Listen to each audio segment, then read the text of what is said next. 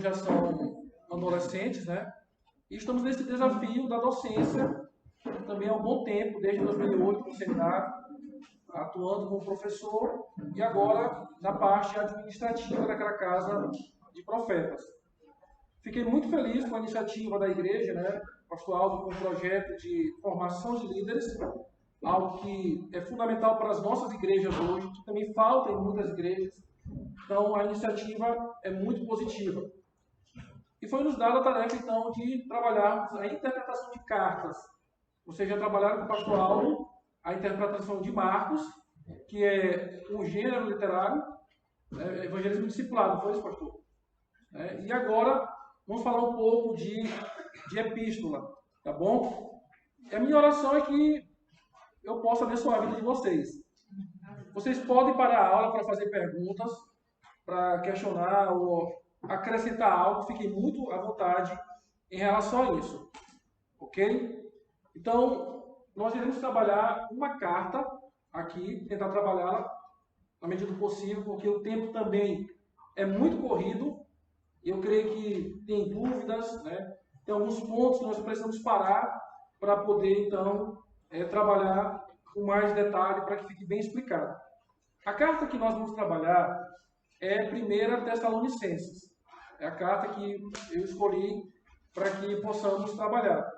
Eu creio que vocês já foram informados da leitura da carta, teria que fazer a leitura, para que, quando chegasse aqui na sala, nós tivéssemos assim, mais entendimento dessa carta. Mesmo assim, você já lendo a carta, daqui para sábado, você vai ter que ler mais uma vez. Ok? Porque quanto mais leitura nós fazemos de um livro da Bíblia, ou de uma carta, ou de um evangelho, ou de um texto narrativo, melhora a nossa compreensão. Esse é um dos segredos bem básicos para se compreender corretamente o texto bíblico. Quanto mais leitura você faz, quanto mais você se prende ao texto, mais observações vão surgindo, mais detalhes você vai apreciando, e assim melhor você vai compreendendo o texto. Então, de imediato, o primeiro passo que nós temos que pensar sobre epístola, né, ou cartas, como a de 1 Tessalonicense, é tentar descobrir ou identificar onde o texto começa e o texto termina. Isso nós chamamos de unidade literária. Imagine o seguinte, eu creio que a Igreja do Gama aqui tem WhatsApp, né, tem um grupo de WhatsApp. Eu não sei aqui com vocês, né, acho que não acontece não, mas o grupo para dar confusão é o grupo de WhatsApp de igreja, né, porque o irmão fala uma coisa e o outro não entende. Não é verdade? Mas aqui não acontece, não, tenho certeza. Os irmãos são muito santos para isso. Então, mas lá, como pastor de igreja, eu vi muito isso. O irmão postava um texto, postava uma mensagem, o outro entrava no meio da conversa, sem saber o que estava acontecendo, e começava aquela história de confusão. Não é isso, eu não concordo. Isso acontece muitas vezes porque nós não estamos acompanhando o pensamento de quem está escrevendo. E se nós não conseguimos acompanhar o pensamento, automaticamente não há comunicação. Ela é interrompida. Porque a comunicação é aquele que fala, aquele que ouve. Aquele que comunica e aquele que recebe a comunicação. Isso também acontece com a Bíblia. Da mesma forma, a Escritura Sagrada, o texto sagrado, existe um comunicador, que é o autor bíblico, inspirado por Deus, que comunica uma única verdade, com um único significado, um único sentido. E existe nós, que somos os receptores dessa verdade. Mas para compreendermos o que ele está falando, o que ele está dizendo, é necessário, então, descobrir onde o pensamento termina e onde o pensamento começa e onde o pensamento termina. Ou seja, começo, meio e fim. Introdução, desenvolvimento e conclusão. Observe comigo aqui. Eu tenho aqui uma unidade literária de 1 Tessalonicenses. De maneira proposital, eu não coloquei nem capítulo e nem versículo. Por quê? A Bíblia não foi escrita em capítulos e versículos. E nem tem aquela epígrafe lá em cima. Aquilo tudo foi acrescentado mais tarde. Os versículos, os capítulos, com o objetivo de você localizar melhor o texto. Imagine hoje se o pastor Afonso dissesse, olha, abra a carta de vocês em 1 Tessalonicenses. Naquela parte que diz isso. Imagina que não ter que ficar procurando. Se hoje com capítulo e versículo a gente se perde, imagine sem isso. Bom, então eu coloquei aqui de maneira proposital para vocês entenderem o seguinte. Fazer a leitura, ok, do texto, e vocês perceberem que o texto ele tem uma unidade de pensamento, que nós chamamos de unidade literária. Leiam aí de maneira silenciosa, por favor.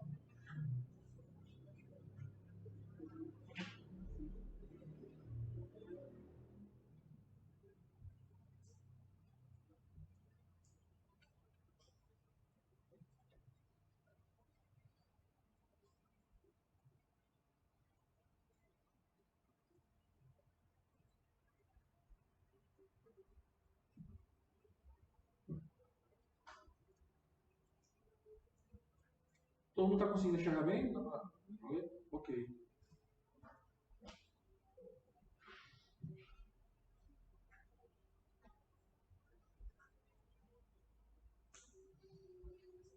Oi. Show.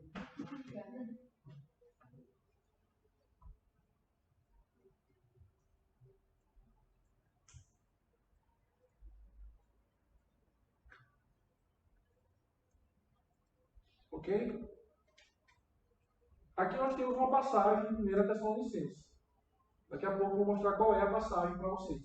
Mas percebam que quando você faz uma leitura, esquecendo capítulos e versículos, e a epígrafe da Bíblia, naturalmente surge uma outra compreensão do texto. Ele voltou? Acho que foi aqui. Volta? Pronto. Beleza. Agora vamos ler aqui a segunda passagem aqui. Está um pouquinho menor, mas dá para ler, né? Porque o texto está maior. Deixa eu ver aqui com vocês.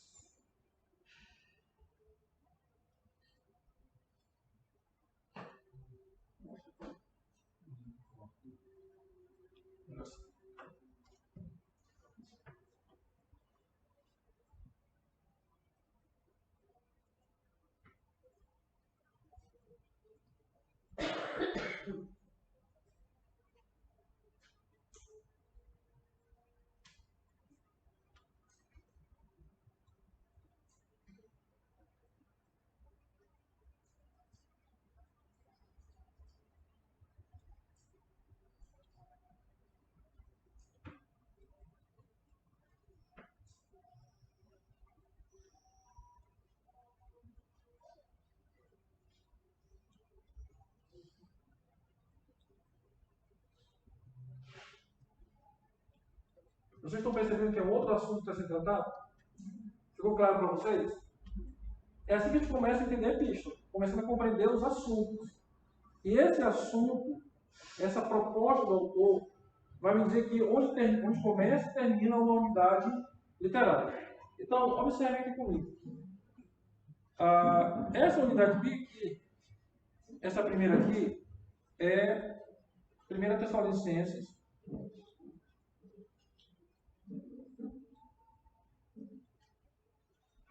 É 1 Tessalonicenses 1, de 2 a 10. Ok? E observe comigo aqui. Ela tem bem aqui um começo e ela vai naturalmente ter uma conclusão ou um fim, um desfecho. Toda epístola funciona assim. Toda epístola do Novo Testamento, ela trabalha desse jeito. É uma sequência de assuntos. E aí você precisa, como primeiro passo para interpretar, identificar essas unidades literárias. Pastor, mas como é que a gente pode descobrir as unidades literárias? Bom, uma coisa que ajuda muito é você entender o assunto que está sendo tratado. Por exemplo, o apóstolo Paulo, bem aqui ele começa a dizer que ele está dando graça por todos daquela igreja.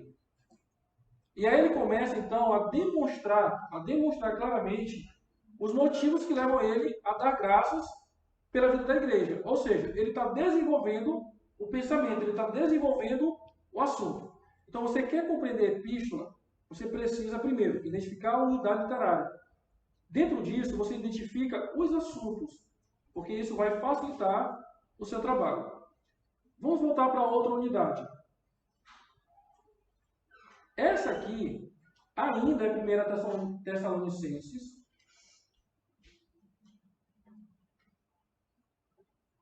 capítulo 2, versículo de 1 a 10. Agora pegue a Bíblia de vocês bem, pegue a Bíblia de vocês. Algum irmão, por favor, leia o versículo 10 do capítulo 1, por favor.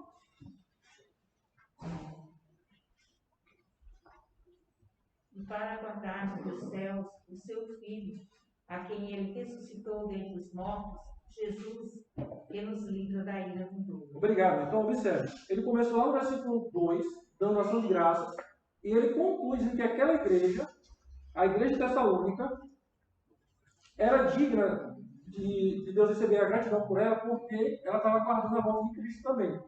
Agora, leia bem na sua Bíblia o versículo 1 do capítulo 2. Porque vós, irmãos, sabeis pessoalmente que a nossa estada entre vós não se tornou infrutífera. Observe que agora, Paulo sai no momento de ação de graças, reconhecendo como aquela igreja se converteu de verdade, como o evangelho alcançou ela de verdade, e agora ele passa a falar do ministério dele. Ou seja, ele encerra um assunto e começa um outro assunto, que está interligado, mas é um assunto novo. Diante disso, eu preciso entender onde começa essa nova unidade literária e onde ela termina. Então, pegando aí na Bíblia de vocês, começaria no versículo 1 e iria até o versículo 10, onde o apóstolo Paulo está falando do ministério dele, como ele pregou o evangelho em Tessalônica. Ou seja, lá ele fala que os irmãos receberam o evangelho. Agora aqui ele está falando como ele pregou este evangelho que eles receberam. Estão compreendendo, irmãos? Então, é isso. O primeiro passo da interpretação é justamente trabalhar a questão da unidade literária. Cada unidade da Bíblia, da epístola, vai ter um assunto que você vai precisar descobrir. Esse assunto é fruto da sua interpretação, claro, naquilo que o autor bíblico escreveu. Eu estava conversando com o pastor Aldo hoje, de manhã, eu estava dando aula de exegese no seminário via Zoom. E uma coisa que a gente tem percebido às vezes é justamente essa dificuldade de as pessoas entenderem a questão da unidade literária, onde começa e onde termina. Por quê? Porque geralmente nós temos o hábito de fazer uma leitura superficial, sem se preocupar em entender o sentido do texto. E nós fazemos isso muito com a Bíblia. Por que os fatores? A nossa educação cristã, ela foi muito baseada em decorar versículos. Né? Então, assim, cadetes, discipulado na igreja, as pregações, sempre foi assim muito de decorar versículos. A caixinha de surpresa, né, que tinha aquela que você tirava a surpresa do dia, e aí, agora eu vou ver o dia, por favor. Né? Nadinha, porque é fora do contexto. Então, assim, a gente aprendeu a interpretar a Bíblia dessa maneira, isolando os textos. Então, por exemplo, eu poderia chegar aqui, volta aqui para outra aqui, e dizer bem aqui para vocês. Tá. Então, eu posso dizer que, por exemplo, Paulo ele elogia aquela igreja pela operosidade da fé, a abnegação do vosso amor e a firmeza na esperança. Aí eu posso pegar esse versículo, isolar completamente e esquecer toda a unidade. É o que muita gente faz. Decora o versículo, mas não consegue dar significado para ele porque tira de dentro do assunto. O desafio de vocês, como líderes, como estudantes agora, é entender que esse texto aqui, esse versículo, o versículo 3, ele está dentro de uma unidade literária de pensamento e que nós não podemos isolar. Quando eu isolo, eu deixo de compreender corretamente o texto sagrado. Também eu não estou falando que decorar versículo é errado, tá, irmão? Não é isso. Ok? É importante memorizar versículos. Agora, para uma compreensão exata do texto bíblico, e neste caso, epístola, eu preciso entender que todos os versículos estão dentro de uma unidade de pensamento.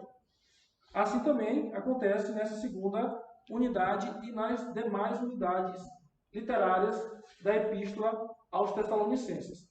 Que são, olhem aqui comigo, eu eu tenho aqui essas unidades literárias. E olha o que eu vou mostrar para vocês aqui agora. Algum irmão leia, por favor, 1 Tessalonicenses 4, de 13 a 18.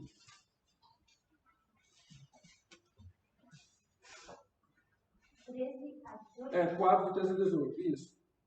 Irmãos, não queremos que ignoreis o que se refere aos mortos, para não ficarmos tristes como os outros que não têm esperança. Se cremos que Jesus morreu e ressuscitou, assim também os que morreram em Jesus, Deus há de levá-los em sua companhia.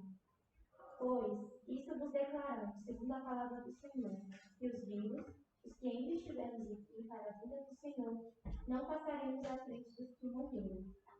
Quando o Senhor, ao sinal dado, a voz do arcanjo e ao som da trombeta divina, descer do céu, então os mortos em Cristo ressuscitarão primeiro. Em seguida nós, os vivos que estivermos lá, seremos arrebatados com eles nas nuvens para o encontro com o Senhor nos ares. E assim estaremos para sempre com o Senhor. Consolar-vos, pois, nos ausentes com essas palavras. Ok. Esse assunto é o mesmo assunto das duas primeiras unidades que eu mostrei para vocês? Não. É diferente, na é verdade? Mas outra coisa. Do versículo de 13 a 18. Observe bem na Bíblia de vocês. Paulo, ele trata de um único assunto aí? Não? Vamos lá? O que Paulo está tratando aí? A vinda do Senhor, mas com qual objetivo?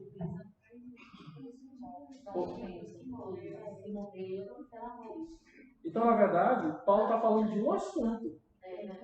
De um único assunto. Qual é? O consolo daqueles que perderam seus entes, baseado na volta de Cristo, a ressurreição.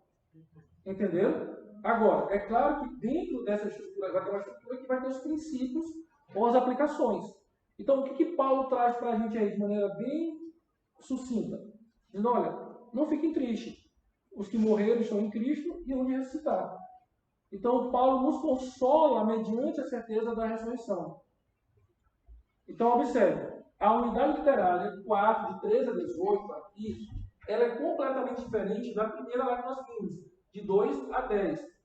Mas elas estão interligadas. Não são autônomas, tá?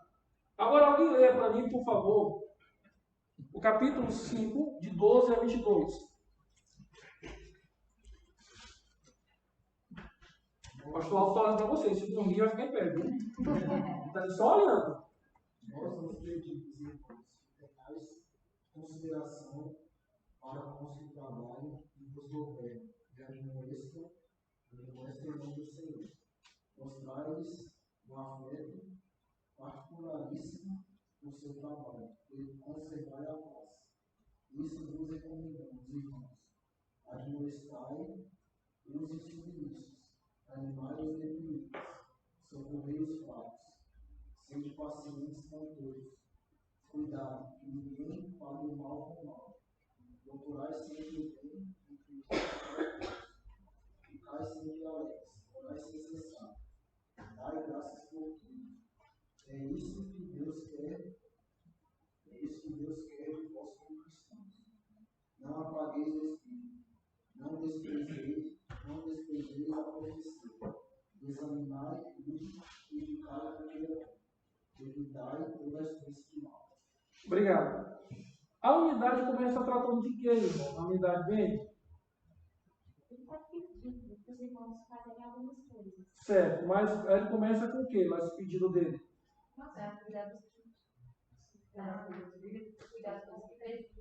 Ok. Falou o quê?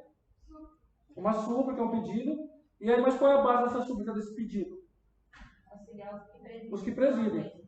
E aí Paulo dá uma série de questões éticas para que aqueles que não sejamos insubmissos e tenhamos um comportamento adequado. Vocês estão começando a compreender que cada unidade literária da carta, ela tem um assunto, ela tem um começo, meio e fim. O nosso alvo aqui é que a partir de agora vocês comecem a olhar para as epístolas pensando desta maneira. Pastor, mas como é que a gente vai descobrir isso o tempo todo? Lendo. Não tem outra maneira, é lendo. Quanto mais mais você lê, você vai conseguindo. Segundo, tentando fazer. Tentando fazer. Ah, pastor, eu nunca fiz isso. Teve um dia também que eu não fiz. Teve um dia que o pastor Aldo também não fez. E aí você começa a aprender e começa a colocar em prática. E aí você vai aprendendo a como encontrar as unidades literárias. Uma terceira dica é investir em bons livros que possam lhe ajudar a compreender. Exemplo, eu quero estudar o Evangelho de Marcos. Ou quero estudar a primeira Tessalonicenses. Talvez um bom comentário possa lhe ajudar. Como? Você faz o seu trabalho e depois você vai comparar se você chegou ali perto, se você fez igual e assim por diante. Tá bom? Mas assim, lembre, todos vocês conseguem fazer isso aqui. Não é impossível.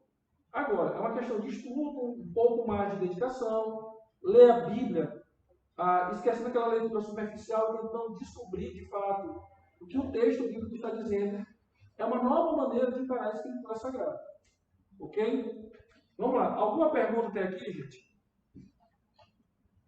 Pastor, essa metodologia, ela fica bastante clara quando o autor geralmente é o mesmo. Por exemplo, nas cartas de Paulo. Isso. Ele tinha uma metodologia de escrita e tudo mais, e com certeza ele era muito letrado, né? Uhum. Muito letrado. Só que quando a gente vai para Pedro, por exemplo, a gente percebe uma certa diferença, né? Mas segue esse mesmo Segue. raciocínio. Boa pergunta. Na verdade, assim, vamos pegar uma carta um pouco, talvez até mais complicada, né? Que alguns acham. A carta 1 é João. Uhum. Né? É diferente. É diferente, parece que João fica dando voltas, né? Ele sai de um assunto, volta para o outro. Mas, na verdade, João ele dividiu a carta dele para falar de algo bem específico. As evidências de quem nasceu de novo. Né? Que seria a questão da doutrina, permanecer na verdadeira doutrina, a questão da santidade, evitar o pecado, e a questão do amor. Né? Então, ele escreve a carta com esse propósito. E é por isso que eu falei para vocês que a epístola, as unidades, elas não são autônomas, elas estão interligadas. E isso, elas estão uma com a outra, entendeu? E assim vai funcionando. E aqui ela mostra qual é o propósito da carta, qual é o alvo final da carta. E lá, quando João escreve a carta, por exemplo, ele escreve justamente mostrando que aqueles que nasceram de novo possuem evidências claras. Né? Ninguém pode me julgar. A Bíblia pode. Ao ponto que João diz, olha, se você nasceu de novo, você tem essas marcas que mostram que você é diferente de alguém que não nasceu de novo. Certo? Pedro também ele segue o pensamento lógico. Só que Paulo, por exemplo, você perguntou, Paulo ele tem o hábito de escrever sobre doutrina e depois a prática. A carta de Pedro é muito mais prática. Até pelo estilo mesmo dele, como o de Tiago, não se prenderá por questões de explicar doutrinas, mas de ser mais práticos em alguns aspectos, como como viver no governo, como viver no casamento, na sociedade, e assim por diante, nos relacionamentos na igreja. Então, Pedro, ele tem as unidades, mas ele tem o objetivo de ser muito mais prático para a vida cristã. Mais prático do que ele, só Tiago. Né? Tiago vai direto nos assuntos. Isso. Pronto. Né? Paulo, ele trabalha uma parte teórica, que nós chamamos também aqui, de corpo, que é a parte doutrinária, e aí depois ele caminha para a parte de exortação, que seria a aplicação daquilo que ele ensinou anteriormente. E aí vocês vão encontrar muito isso na Epístola de Paulo. A parte doutrinária e depois as exortações. Ou seja, o que fazer com aquilo que ele acabou de ensinar. Né? Nós aprendemos isso e agora vamos praticar isso. Isso também é uma maneira de entender as epístolas paulinas. Ok? Perguntas? Considerando entre corpo doutrinário e exortações, esse primeiro texto que está aí em 4, 13 a 18, eu vejo ele como ensinamento. Eu não sei se como exortação. E eu gostaria de dizer assim, como nós, cristãos, temos aprendido muito sobre a questão de morte, que é aquele que está dando um consolo, né? Morte sobre um consolo, sobre a questão de morte, que dorme qualquer coisa. Mas nós pregamos muito sobre a questão de morrer, vai para o céu. Esse texto não diz isso, né? Diz. Diz? Diz. É que, No momento, diz, porque assim, o que acontece? A ressurreição ela vai ser só um encontro da alma com o corpo. Né? Então, assim, quem morreu em Cristo já está no céu. Quem não morreu está no inferno. Quando ressuscitar, vai ter um encontro do corpo com a alma, que é o corpo glorificado. No novo céu e nova terra, nós habitaremos com esse corpo agora transformado. mas quem ressuscita é o corpo e a alma já está lá. Está no céu. Isso. Vai ser um encontro novamente. Mas aí, nesse caso, aí não está sendo separado parte? Não necessariamente. Esse seria um outro assunto, né? Porque aí, para ele estaria separando partes. E aqui, ó, Cristo morreu, corpo. Ressuscitou a alma ou ressuscitou o corpo? Ele ressuscitou todo. Todo. Considerando essa situação, quando ele ressuscitou todo, nós não teríamos que utilizar o mesmo processo? Assim, seria como quando você acende a luz, você aperta e o interruptor e a lâmpada liga. É um processo instantâneo. É mais ou menos a ideia da ressurreição nos dias finais. Agora, voltando à pergunta inicial que o senhor fez. Quando fala de exortação, a ideia aqui é do ensino prático. Há um ensino. Só que ele agora está baseado naquilo que foi falado. Por exemplo, leia para mim aí o versículo 10. Leia o versículo 10 do capítulo 1. 10. Isso. E, na verdade, estáis praticando o que vocês dizem. Não estamos no 4. Esperar dos céus a seu Filho, a quem ressuscitou dos mortos, a saber, Jesus, que nos livra da ira futura. Ele fala na carta toda sobre a ressurreição, sobre a volta. Ok? E aí no capítulo 4, ele aplica isso para consolar os crentes em Cristo Jesus. Então aqui, na verdade, agora, Paulo está ensinando como viver esse ensinamento da ressurreição e da esperança eterna de maneira prática. É por isso que nós chamamos de exortação. Mas, assim, observe.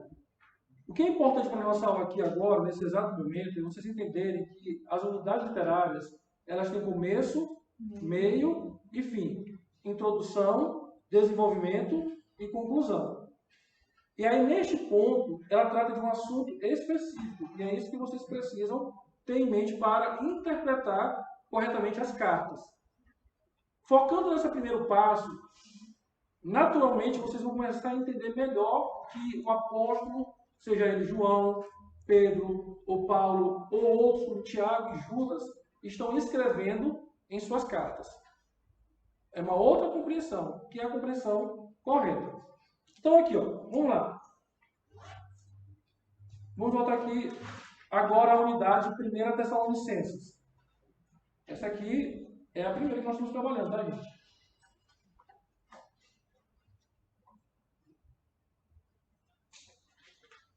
Bom, por que eu digo que essa unidade aqui, esse texto é uma unidade completa? Vários indícios me mostram isso, né? Que o apóstolo Paulo está falando de um assunto. E como eu começo a perceber isso? Olha aqui comigo. Como eu estava falando lá no início para vocês. Bem aqui, ó, no versículo 2, Paulo começa a dictar declarações de graças. Agradeço a Deus. E ele diz que ele faz isso mencionando em vossas orações. Ok? Aí ele começa então a progredir no pensamento dele. É um progresso. Lembrem disso. É um progresso o pensamento do autor bíblico. Começo, meio e fim. Agora, olhem bem aqui no versículo 3. Recordamos diante do nosso Deus e Pai, ou seja, eu estou orando, eu estou dando ação de graças, e quando eu oro, eu recordo de quê? Aí ele diz, a operosidade da vossa fé, a abnegação do vosso amor e a firmeza da vossa esperança. Mas é só isso que Paulo está agradecendo? É ou não é, irmãos? Não é. Ele começa por isso, mas ele continua. Aí ele diz, aí no versículo 4, reconhecendo, irmãos, que por causa disso, por causa da operosidade da vossa fé, da abnegação do vosso amor e da firmeza da vossa esperança, vocês são amados de Deus e eleitos.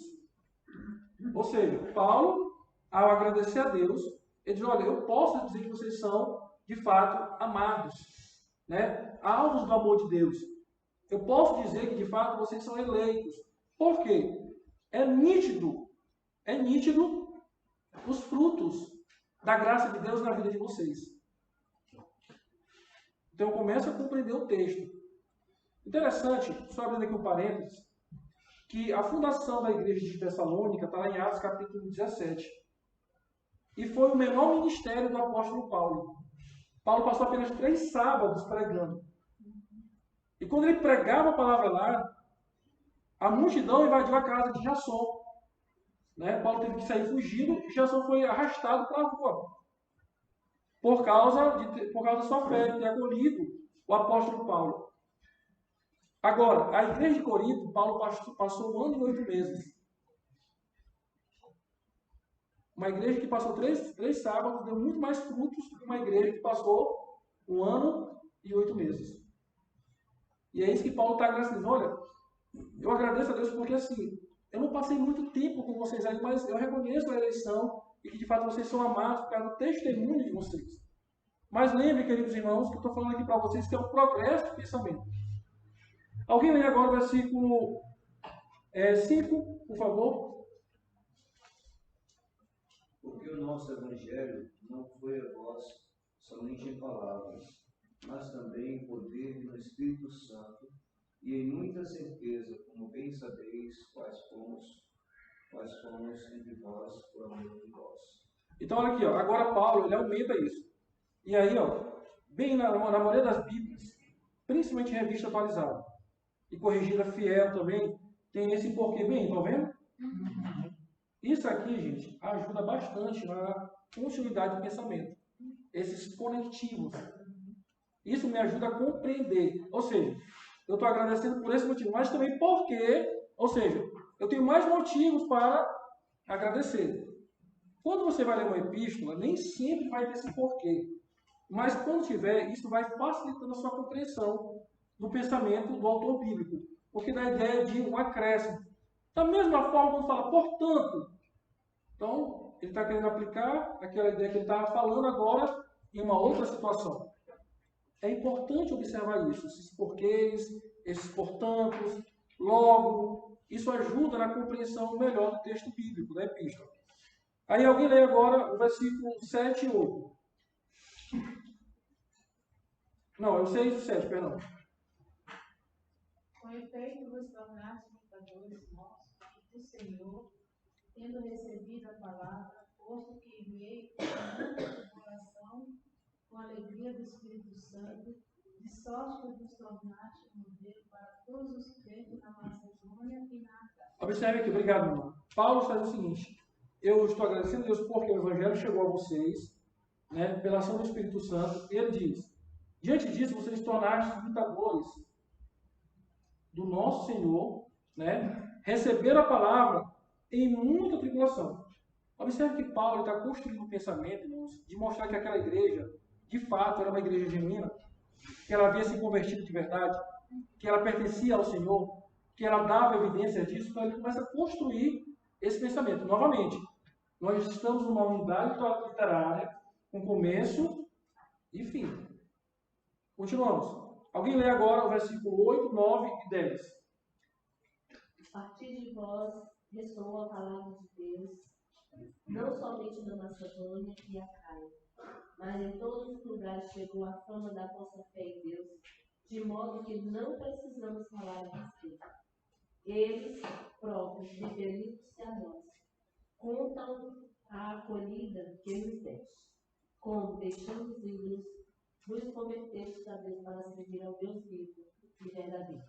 Então agora Paulo dá mais um motivo. O primeiro lá foi os frutos, né? A maneira como o Evangelho chegou para aquele povo e eles receberam, e como agora eles se tornaram modelos para as igrejas da Acaia e da Macedônia. Ou seja, irmãos, é o mesmo assunto. O tempo todo, Paulo está mostrando aquela igreja como era uma igreja genuína. Se eu for para o capítulo 2, que é o próximo capítulo, o versículo 1, olhem bem na Bíblia de vocês. Paulo já não está tratando desse assunto. Paulo agora está falando do ministério dele. É isso que vai mostrando a unidade literária. Perguntas? Sim, pastor, que aqui no 8 e no 9 começa novamente com esse mesmo conectivo. O porquê, né? É porque a versão da irmã não tinha o porquê, né? Mas a revista atualizada tem, né? Então tem o porquê que eles estão, por mais desse motivo, eu estou agradecendo a Deus. Então, quando você vai interpretar epístola para descobrir a unidade literária, que é o primeiro passo, você tem que fazer uma leitura geral da epístola e depois tentar descobrir cada unidade. Meus irmãos, esqueça o epígrafe. Tá? Lá no interior do Maranhão, tem igrejas nossas que, se o dirigente não ler a epígrafe, ele vai para o inferno.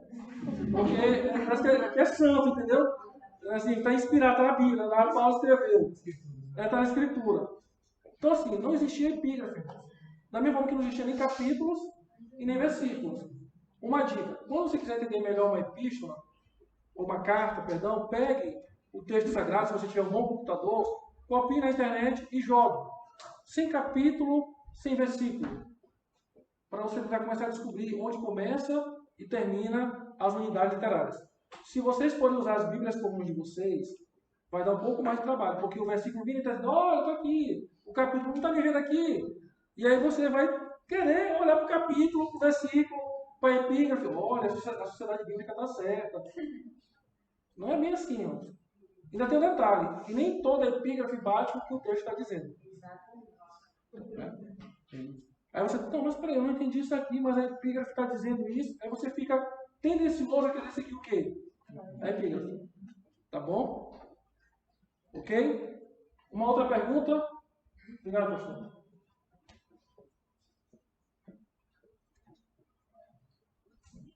Então vamos lá. No sábado vocês vão fazer, só vou acompanhar vocês. Tá bom? Não faltem, não faltem. Não faltem. Não, aí. Calma, fiquem. Bom, um segundo passo que geralmente eu uso para interpretar epístolas, como também outros textos, que eu queria recomendar para vocês, de maneira mais simples, é fazer perguntas para o texto. Perguntas que estão no próprio texto. Olha aqui, eu estou trabalhando a unidade literária. Ok? Perdão. Eu descobri que eu tenho uma unidade literária. Eu quero compreender melhor esse texto agora. Um caminho que nós podemos fazer é um método de observação, onde eu faço perguntas para o texto e tento obter resposta do próprio texto. Entendo bem, irmãos? A Bíblia não tem vários significados. Tá? Muitos pensam que um texto bíblico pode ter vários significados. Assim, por exemplo, mas é porque um interpreta de um jeito, o outro interpreta de outro jeito, um entende isso aqui do texto. Meus irmãos, isso não existe para a Bíblia. Tá? Isso é fruto de uma distorção da hermenêutica. Que é, não, o leitor, o que ele entender é o que o texto está dizendo. Isso é errado. Isso não existe. Pastor, mas é porque a Bíblia ela pode ter um significado subjetivo. Também não existe essa ideia de um significado primordial subjetivo. Deus comunicou a sua verdade e Ele quis nos dar um sentido, um significado. Então, por exemplo, eu não poderia conviver numa igreja onde, uma denominação onde eu penso de um jeito, o pastor Aldo interpreta de um jeito, vocês interpretam de outro jeito, ia ser uma confusão. E aí a gente não pode basear no que nós achamos. Nós temos que basear no que o texto diz. Então, eu estou dentro de uma unidade. Então, o que esse texto de fato está dizendo? Qual é o sentido dele? Qual é o significado dele nesse momento? Uma maneira de se descobrir isso é elaborando perguntas indutivas dentro do próprio texto. Ou seja, o próprio texto pode me ajudar a compreendê-lo melhor. Exemplo. Vamos lá aí. Acompanhe comigo. Quais são as evidências apresentadas no versículo 3 que aquela igreja é composta de cristãos genuínos? Versículo 3? Versículo 2, perdão, a gente tem. Versículo 2. É o 3. É o 3. A operosidade da nossa fé. Então seria fé, né? Amor, esperança. Primeiro da nossa esperança. As palavras mais chaves. Isso. Que elas estão em frases maiores, né? Gente, eu fiz caligrafia um dia na vida, tá? É porque eu estou me adaptando a isso aqui. O pastor Aldo é outro nível, eu estou aprendendo ainda aqui. Eu não estou no quadro mesmo no seminário ainda. Assim. Então, olha aí. Fé, amor e esperança. Observe que quando eu faço perguntas para o texto, eu começo a compreender dentro da unidade dele. Então, assim, eu não vou perder o foco da interpretação. Eu tenho que questionar o texto, eu tenho que investigar o texto. E eu elaboro perguntas dentro do texto. Vamos lá. Por que Paulo diz que eles são amados e eleitos? O que comprova isso? Segunda observação de vocês. Pode repetir a pergunta? O que Paulo diz que eles são amados e eleitos? O que comprova isso? Hã? O texto, mas qual? O versículo 3 é isso. O versículo 3, justamente. O versículo 3, por exemplo. Ele conclui que eles são amados e eleitos por causa dos frutos, da graça, da vida daquela igreja.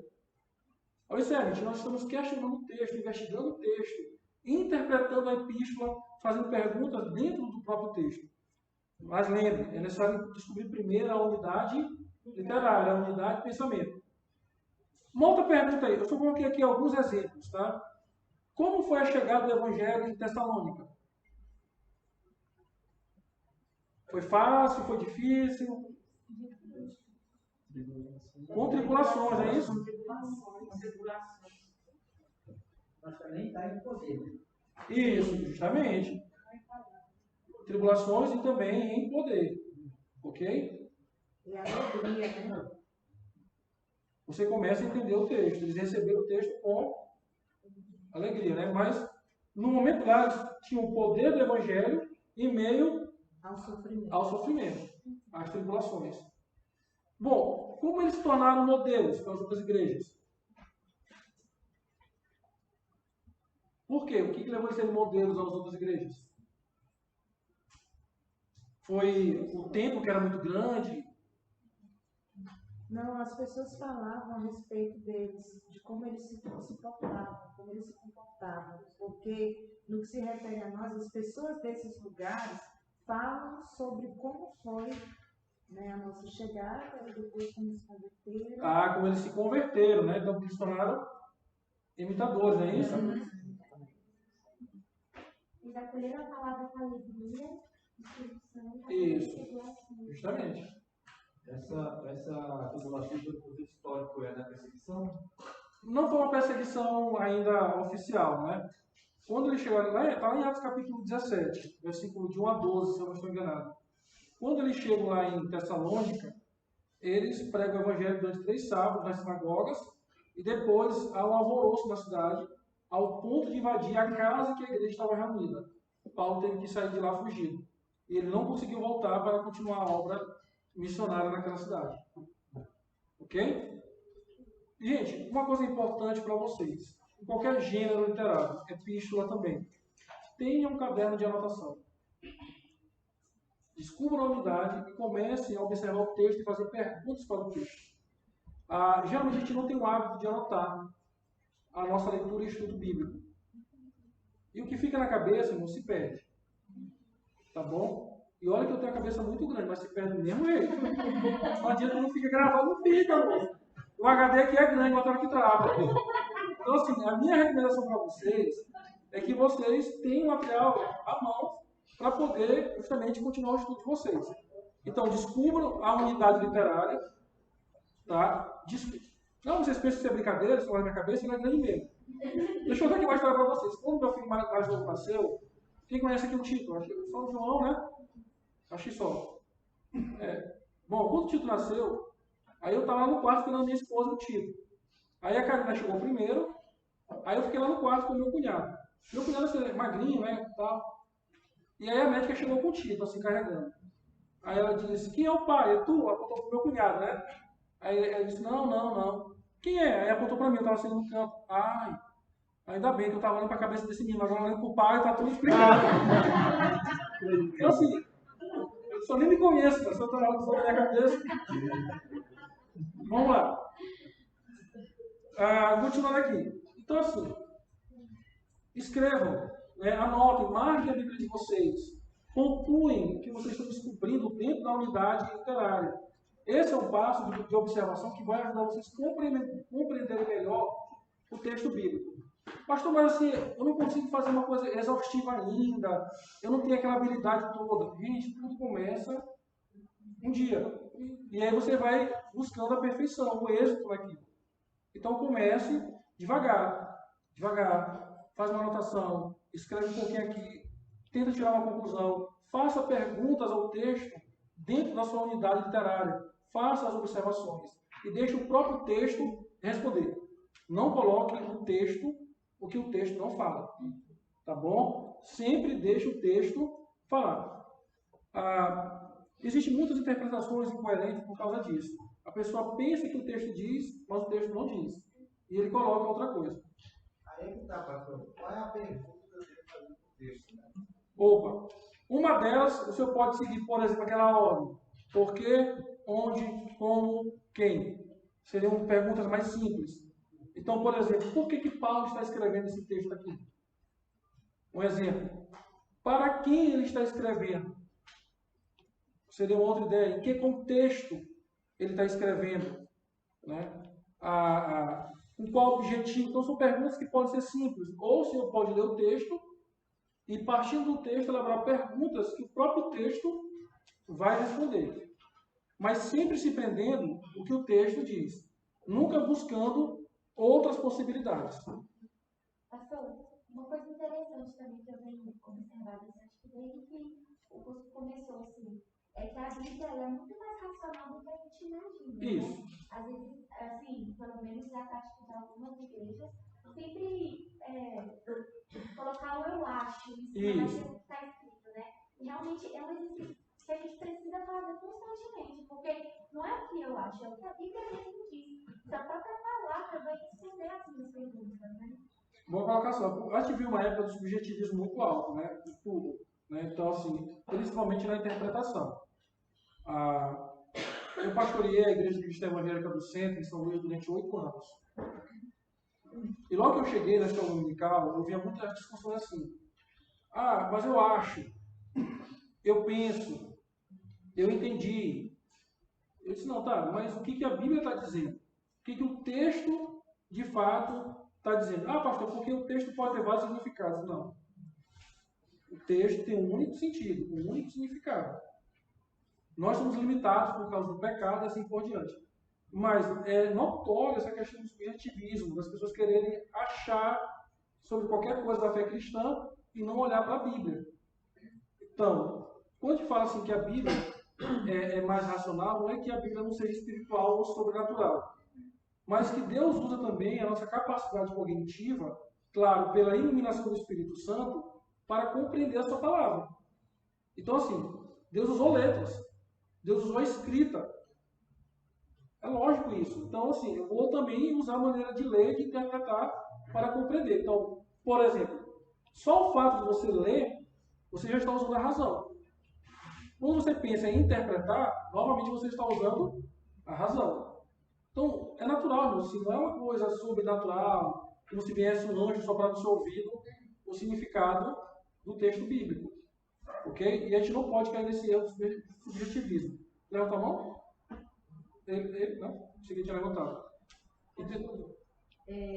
Eu conversando com uma pessoa, ela me disse assim, ela conhece muito a Bíblia, né? Lê muito, e ela disse assim, você tem que começar a ler a Bíblia e tirar da Bíblia lições para você, para que você possa entender a Bíblia da sua maneira, interpretando e trazendo essa interpretação para você não ter que copiar a interpretação de outras pessoas. Isso é correto? Em parte, ela falou uma coisa certa, no sentido de você tirar aplicações. Então, todo texto bíblico tem que ser aplicado na nossa vida. Mas, assim, é igual essa questão do devocional, né? Quando eu me converti, me ensinaram a fazer devocional. O que era o devocional? Você abrir a Bíblia e você faz uma leitura de um texto bíblico. O que você entendia do texto era o que você descobriu e você ia aplicar na sua vida. Só tem um problema nisso. Se você tirar o texto do contexto, você não vai entender o que ele de fato está falando. E se ele não está falando o que é correto, então Deus não falou para você. Mas então, porque Deus se comunicou. Então, assim, para ele se comunicar, eu tenho que interpretar o texto de maneira correta, para poder, então, tirar as aplicações para a minha vida. Agora, entendo bem. Por exemplo, Deus tem dado pastores à igreja do Senhor. Os pastores são instrumentos de Deus para interpretar a Escritura e também ensinar. Não há nada de errado você, por exemplo, seguir os seus pastores na interpretação correta das Escrituras. Ok? É só importante você entender que só existe um significado no texto. E a gente precisa interpretar de maneira correta. Tá? E aí, sim, aplicar a nossa vida. Ok? Perguntas ainda, irmãos? Não? Então vamos lá. Eu sei que isso é desafiador para a gente, porque assim, a gente sempre aprendeu a ler a Bíblia de uma forma, né? E às vezes nem talvez entenderam. A gente fica às vezes só dependendo de outros para interpretar para a gente. Esse curso vai ajudar muito vocês a compreenderem melhor a Escritura e aplicar a vida de vocês. Ok? Esse método, pastor, ele me direciona para não seguir uma heresia? Sim, com toda certeza. Porque se a senhora está fazendo uma interpretação correta, né, seguindo os passos corretos, dificilmente a senhora vai para um lugar completamente diferente. O que acontece com as heresias? É porque as heresias elas são cheias de subjetivismo. É a opinião da pessoa. Ela quis que o texto falasse aquilo e pronto. Não interessa se o texto diz outra coisa, mas ela entendeu que o texto diz isso e acabou. Entendeu? E a gente vive isso hoje muito forte na igreja brasileira, né? Vamos lá. O terceiro passo é entender a estrutura da unidade literária. Nós falamos em descobrir a unidade literária, ok? Começo, meio e fim. Então aqui novamente a unidade está aqui. Ó. Agora nós vamos falar um pouco de estrutura. O que é estrutura?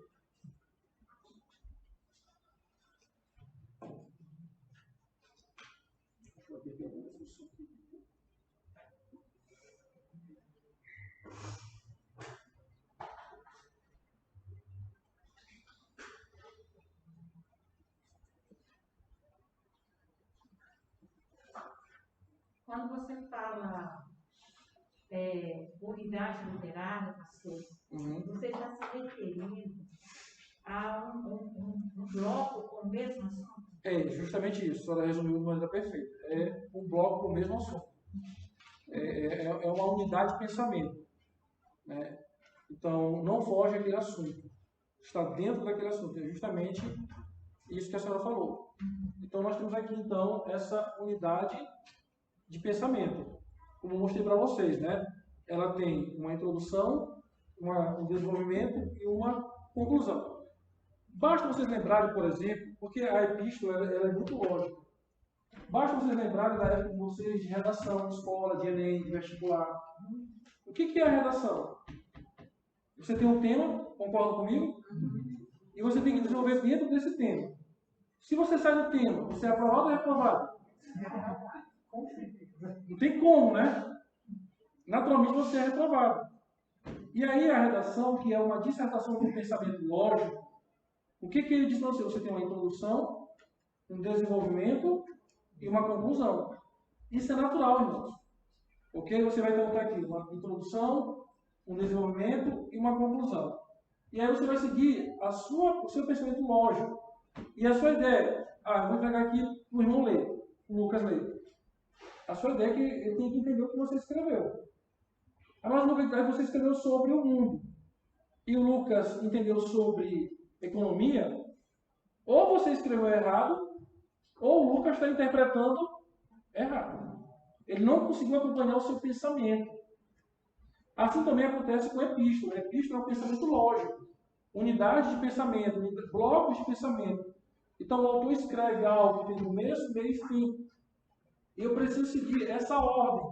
Se Paulo está dando ação de graças por esta igreja, que ela cresceu, ela dá evidências, eu vou entender sobre Apocalipse, por exemplo, eu errei na minha interpretação. Eu quis que o texto dissesse alguma coisa que ele não diz. Entenderam isso, irmãos?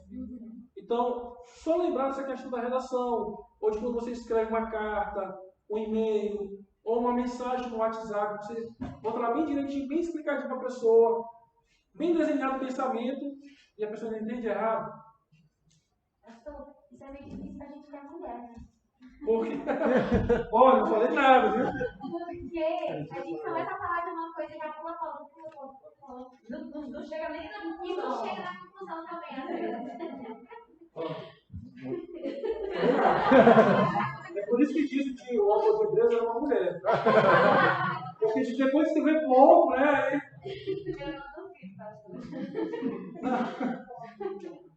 Bom, vamos lá. Então a ideia é que, o seguinte, vocês agora vão trabalhar a estrutura.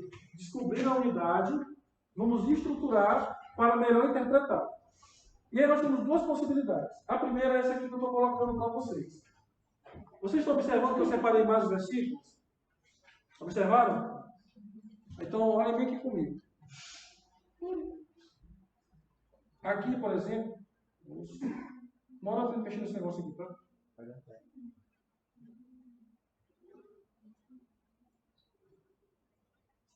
Ó, bem aqui, ó, uma divisão. E aqui eu teria uma outra divisão. Uma maneira de estruturar uma passagem bíblica para compreender melhor é justamente usando o que nós chamamos dos conectivos, que eu falei para vocês no começo. Ó. Por quê? Porque, novamente, essa estrutura está interligada, é uma unidade completa. Essa aqui vai com essa aqui vai com essa, e essa aqui chega ao final. É uma unidade de pensamento, é um bloco de pensamento. Só que eu divido a estrutura porque ela foi construída nessa estrutura lógica, para que eu possa compreender melhor e assim entender o texto melhor. Observe comigo aqui. Nos versículos de 1 a 3, Paulo dá graças pelos frutos e reconhece a eleição. Concordam comigo? Não é isso que Paulo está dizendo aqui, irmãos? É, não é, irmãos? Sim. Vamos lá. Vem aqui comigo. O pastor Paulo está de olho em vocês. Vamos lá. Segundo, lá no porquê aqui, ele dá uma outra ideia da estrutura, uma continuação, porque agora Paulo fala de que aquela igreja recebeu o evangelho. Na primeira estrutura aqui, ó, na primeira parte, ele diz que a igreja é eleita e amada pelos frutos. Nessa segunda parte aqui, ó, da mesma unidade, que é a segunda parte da estrutura, Paulo diz que aquela igreja de fato recebeu o evangelho. E aqui, na terceira parte da unidade literária, Paulo diz que por ter recebido o evangelho, aquela igreja agora era modelo para as demais igrejas. Isso, irmãos, me ajuda a compreender melhor o texto. Quando eu começo a dividir o texto em estrutura, dentro da unidade literária, isso para a epístola. Porque é o seguinte, vamos fazer um teste aqui rapidinho. Eu quero que agora vocês me façam um resumo, em poucas palavras, o que essa primeira parte aqui quer dizer. Em poucas palavras. Vou ler para o caderninho de vocês, ela não tem ninguém. Vamos fazer aqui um teste. Como você resumiria essa primeira parte bem aqui, ó, os versículos 2 e 3, como é que você iria resumir? Paulo agradece a Deus pela fé, o amor e a esperança dos que estão. Ok. Alguém mais? Reconhecer a eleição. Pronto. Uma saudação também pelos frutos que eles realizaram. Continua. Vamos lá. Vou tentando. Pelos frutos que eles realizaram, que eles tinham, como é que é? Alguém mais? Paulo ora agradecendo pela fé e esperança. Vamos lá, gente, é isso mesmo. Assim, vocês têm que entender que, de maneira resumida, o texto está dizendo. Paulo está alegre pela vida dos irmãos. Pelo resultado, né? Do evangelho no meio dos Tessalonicenses. Pronto, pelos evangelhos. Então vamos lá, primeira parte. Então, tudo que vocês estão falando é uma maneira que vocês estão compreendendo o texto. Vocês estão pegando agora a ideia? Sim.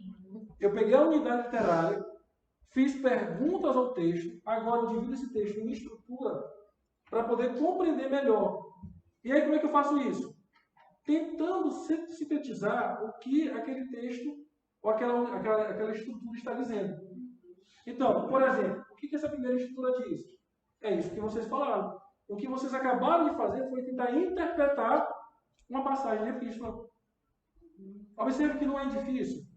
E uma coisa muito interessante que eu achei, realmente, nessa questão da leitura várias vezes, eu fiz a leitura e tentei fazer em outras versões também, né? E uma coisa que me chamou a atenção, assim, para mim, enquanto membro da igreja, né?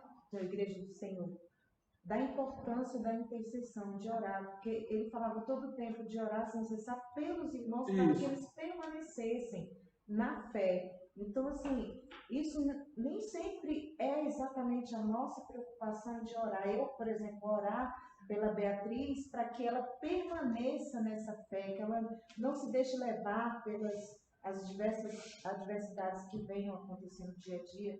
Então, assim, eu acabei olhando e falei assim, meu Deus, muitas vezes nós somos muito egoístas, a nossa oração não sai daqui, talvez aqui de dentro. Então, são coisas que quando você vai lendo, o Espírito de Deus vai provocando, vai trazendo isso e vai te levando àquilo que ele vai falar lá no meio, a santidade. Olha, é isso que Deus quer que vocês vivam, né? Poderoso. O que a senhora fez, por exemplo, foi uma questão de aplicar uma verdade bíblica. Por exemplo, a senhora disse que leu o versículo, né, de orar, e a senhora entende que essa verdade de orar uns pelos outros não era algo só do apóstolo Paulo, mas é de toda a igreja. Então a igreja ela precisa orar pelos crentes, agradecer pelos frutos do Espírito. O que é isso? É uma aplicação da passagem bíblica que a senhora leu de maneira correta, interpretou de maneira correta e agora está aplicando a sua vida. Isso é possível quando nós compreendemos o texto de maneira correta, quando nós estabelecemos os passos para compreender a passagem bíblica. Por exemplo, o De Carson, ele tem um livro, Reforma Espiritual, que é baseado justamente em todos os momentos que Paulo disse que estava orando pela igreja, né? Todas as cartas que ele orava pelas igrejas. Então ele pega aquilo ali, explica a unidade, divide em estrutura e aplica para a vida da igreja. Ou seja, a importância da oração, né? Na comunhão da igreja, no dia a dia, para os pastores, para os membros e assim por diante.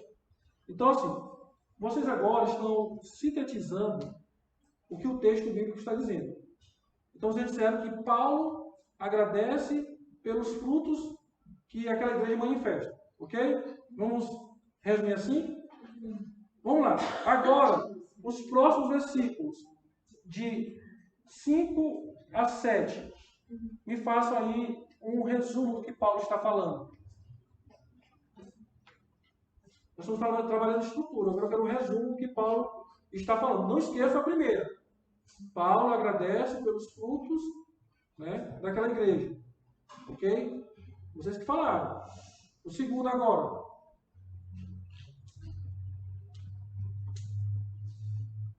Eu acho que essa parte de Paulo está satisfeito pelos frutos que ele, na verdade, pelo exemplo dele, que a igreja seguiu, que na verdade é um exemplo de Jesus Cristo, né?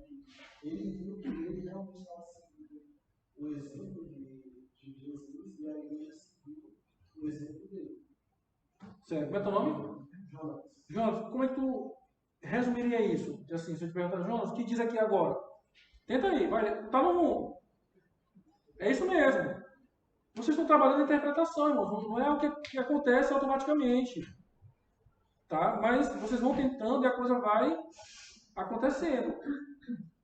O resumo ajuda vocês a compreenderem melhor a ideia do texto. Vocês estão extraindo a essência do texto. Isso mostra que você está compreendendo o texto dentro da sua unidade e dentro da sua estrutura. É assim que se interpreta a epístola. Ok? Vamos lá. Alguém mais? Tem o Jonatas aí? Alguém se arrisca? Eu acredito que seja por eles terem se tornado os imitadores de Jesus, né? Deles e do Senhor Jesus. Eles tinham convicção do que eles acreditavam. aqui ele cita pelo menos o Espírito Santo 2 vezes, né? Uhum. Então, por meio do Espírito Santo, os irmãos tiveram alegria, tiveram convicção, e por conta disso, se tornaram eleitos. Ok. Mesmo em meio às tribulações. Vamos lá.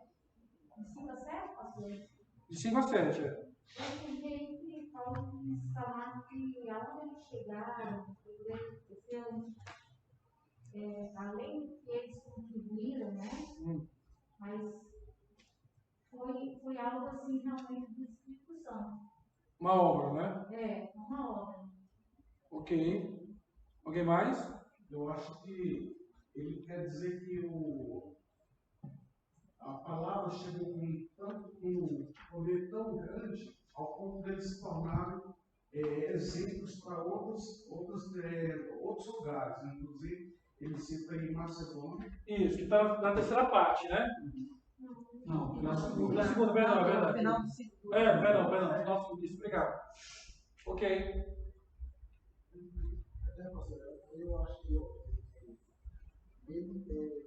Paulo seguiu o exemplo de Cristo, a igreja seguiu o exemplo de Paulo, e agora a igreja vai ter esse exemplo.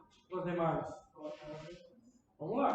Quando eu leio essa parte, pastor, eu entendo assim que Paulo está alegre, está agradecendo a Deus, né? Dando graças a Deus, porque eles verdadeiramente entenderam o Evangelho. Pronto, também. Olha aqui, ó, eles dão os frutos por causa do Evangelho, eles recebem o Evangelho, ok? Ao ponto de se tornar imitadores, poder dos demais, porque eles receberam este Evangelho. Observe que tudo está se pensando aqui no Evangelho, né? Ou seja, a ação de Deus através do Evangelho. Eles receberam o Evangelho. Bom, vamos para a terceira parte aqui agora. Tem a terceira parte aí. Depois eu vou mostrar o que eu fiz para vocês, tá bom?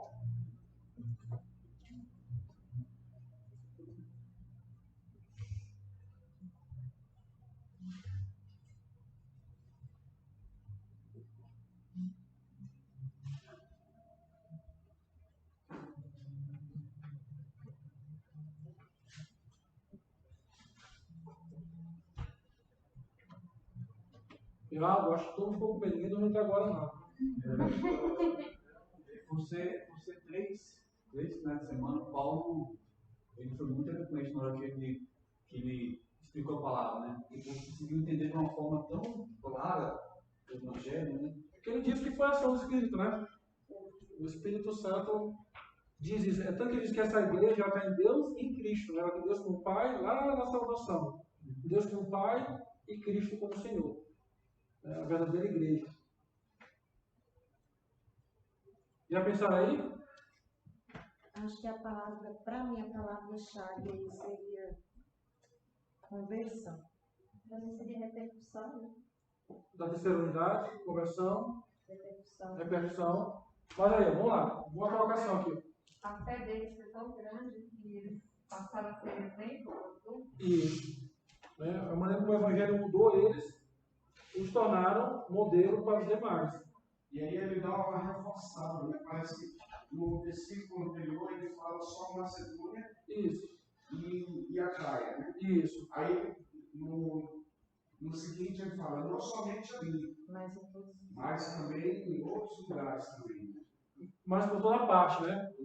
Observe que tudo isso que vocês estão fazendo é entender a unidade literária, gente. É isso. Né? Começar a compreender todo o pensamento do autor, entender que existe uma estrutura no pensamento dele, que vai dizer de fato o que ele quis dizer. E vocês precisam claramente saber resumir isso, porque esse resumo dá a ideia de que vocês de fato compreenderam o texto bíblico. Ok? Vamos dar um intervalozinho de 15 minutos. 15, tá bom?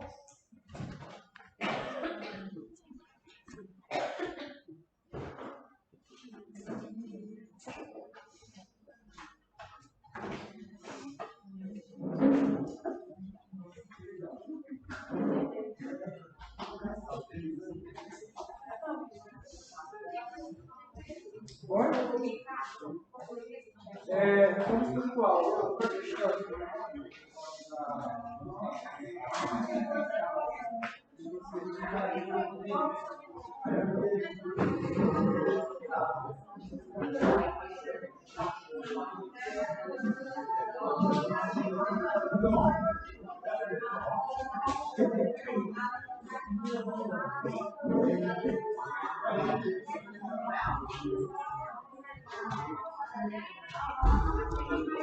Eu posso trabalhar agora, de maneira bem resumida, cada uma das unidades aqui, ou da estrutura, perdão, dessa unidade. Lembrando, né? A unidade começa no versículo 2 e vai até o versículo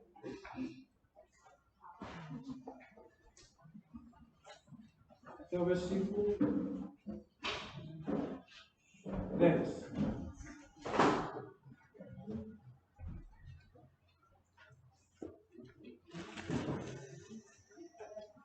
Pastor, Sim? pode acontecer dessa unidade ter um versículo atravessado no meio que não faz parte, ou ele vai iniciar, terminar dentro de um bloco. Se fosse um outro assunto, Então assim, não sei se seria o caso, aqui fala que essa unidade literária, ela começa e termina, né? Começa e termina. Mas pode ser que nesse assunto principal dessa unidade tem algum versículo que fuja daquele assunto? não tem. Pode até mudar o tipo de gênero. Por exemplo, pode ser um subgênero, um hino, um cântico, uma literatura apocalíptica, mas nunca muda o assunto que está sendo tratado. Sempre segue a mesma ordem, né? Para justamente dar continuidade ao pensamento do autor bíblico. Ok? Então, assim, nunca vai encontrar um versículo com uma interferência, né? Não acontece isso. Às vezes, ele pode até concluir o pensamento, começar um novo e talvez retornar um outro pensamento, isso em epístolas maiores. Mas, assim, não é uma regra, não é algo comum. Mas nada de interferência, nada de quebrar o pensamento. O pensamento sempre segue uma ordem lógica. Ok? Sempre segue. Então, assim, como é que eu trabalhei aqui essa questão da estrutura? Como eu falei para vocês, essa é uma possibilidade. Eu dividi em 3 partes a unidade literária. Versículos de 2 até o 4, do 5 até o 7 e do 8 até o 10. Novamente, repito, eu usei, por exemplo, os pré-requisitos para me ajudar. Ok? Por quê? Então aqui eu usei para dar uma quebra nessa estrutura, seguindo o pensamento do autor. Então olha aqui, por exemplo, no primeiro título, ou resumindo a primeira parte da unidade, a primeira parte da estrutura, eu colocaria esse título aqui, Genuínos Cristãos, ou as evidências dos genuínos cristãos. Por quê? Olha aqui que Paulo vai concluir aqui nessa primeira parte, que ele reconhece deles o quê? A eleição e que são amados por Deus. Ok? Mas por que ele reconhece que eles são amados e por que ele reconhece a eleição? Nós já vimos aqui, ó, por causa da fé, do amor e da esperança. Ou seja, Paulo afirma, diante da sua oração para aquela igreja, que eles são genuínos cristãos, que de fato eles são eleitos no Senhor, que eles são amados pelo Senhor, porque eles apresentam os frutos de alguém que de fato foi alcançado pelo Evangelho de Cristo Jesus. Então, eu entendo claramente aqui que nessa primeira parte da unidade literária, nessa primeira parte da estrutura, eu colocaria de maneira resumida, genuínos cristãos, ou os frutos dos genuínos cristãos, ou as evidências daqueles que são amados e eleitos por Deus.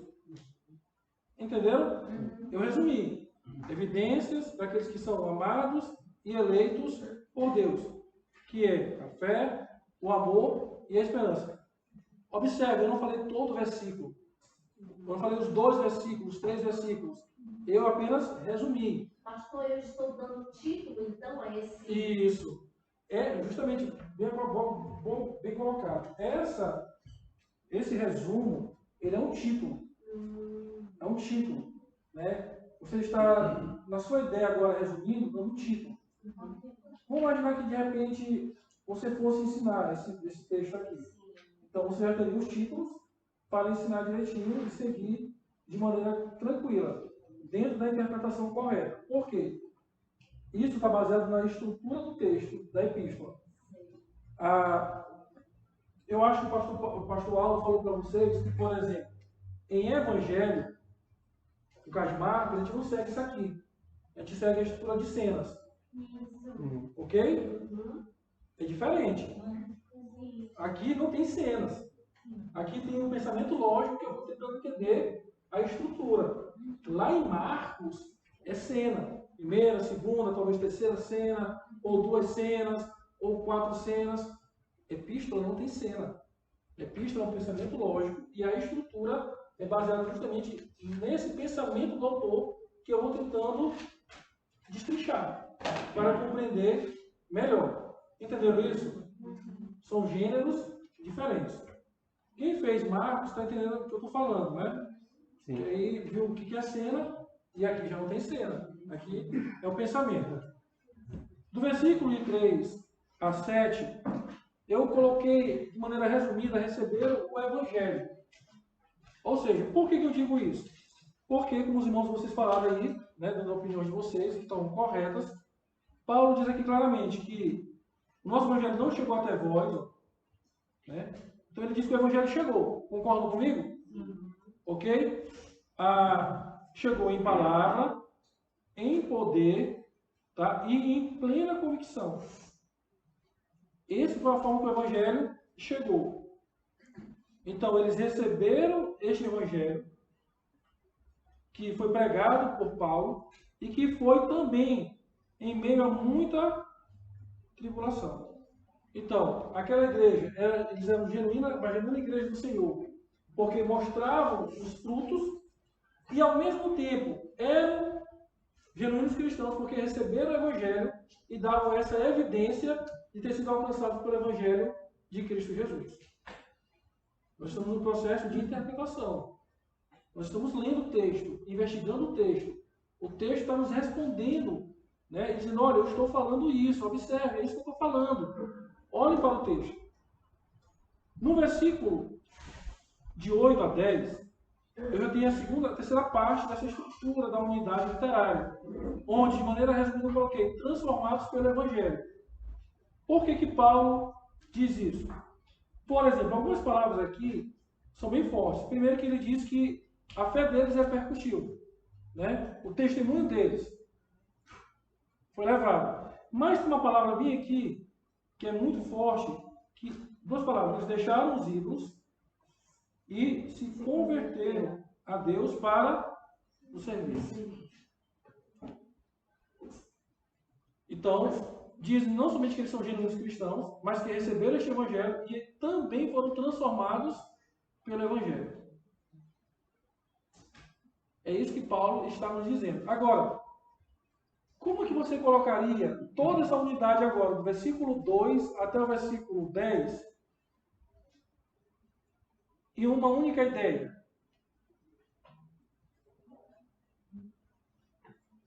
Se eu perguntasse para vocês, olha, o que o texto diz, versículo de 2 a 10, o que ele diz agora?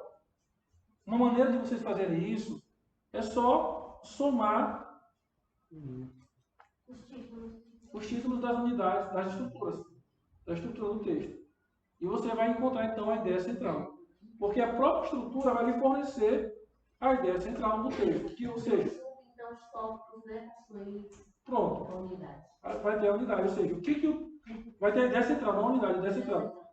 O que Paulo quer dizer bem aqui? Quer dizer isso, isso, isso. Você resumiu. Se você encontrou a ideia central, é porque você entendeu o que Paulo quer dizer no texto em epístola ou carta. Entenderam? É por isso, irmãos, que eu não posso isolar a passagem bíblica. É por isso que eu não posso pegar um versículo e querer extrair uma verdade sem compreender o todo. Isso é um equívoco, tanto na parte de entender a Bíblia, como na parte de interpretar a Bíblia, ou até mesmo de explicar a Bíblia para outra pessoa. Aqui, eu fiz de maneira mais simples. Eu usei os conectivos. Uma outra forma, que eu posso... Estou anotando aí? Não? Uma outra forma também é de você seguir a sequência natural dos versículos, para descobrir a estrutura do que Paulo está falando. Então, por exemplo, aqui eu numerei os versículos, né? 2, 3, 4, 5, 6, 7, 8, 10, como está aí na Bíblia de vocês. Porque geralmente vocês vão trabalhar com as Bíblias que vocês numeraram, não tem como. Tá? Então vocês vão ter que aprender também a trabalhar a estrutura em cima dessa Bíblia, que tem capítulo, versículo e a bendita da epígrafe. Não tem como fugir dessa realidade. Está lá, colocaram, vocês compraram. Bíblia é cara no Brasil, viu, gente? É sério, é um absurdo. Né? Não sei por que um livro desse é tão caro. Não é, pois é. E vende muito, mas é muito caro. Pode ir nos comentários. Caro demais, uma Bíblia de estudo. Absurdo. Você vende um livro para compreender a Bíblia. Vamos lá. Então, olha aqui. Ó. Eu poderia aqui, por exemplo, nessa estrutura, na primeira parte, que eu poderia chamar de estágio, no versículo 2 a 4, dizer o seguinte, que Paulo agradece a Deus pela conversão genuína dos cristãos de Tessalônica. É isso que ele está falando nos versículos de 2 a 4. De maneira resumida, Paulo está fazendo isso. Novamente, por quê? Ele reconhece que são amados, que são eleitos por causa da fé, do amor, da esperança. Né? Tendo claramente que foi Deus que operou isso neles.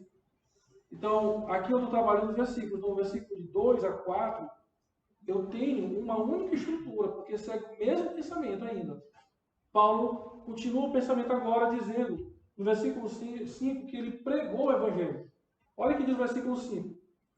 Porque o nosso Evangelho não chegou até vós, tão somente em palavra, mas sobretudo em poder, no Espírito Santo, em plena convicção, assim como sabeis ter sido o nosso procedimento entre vós, e por amor de vós.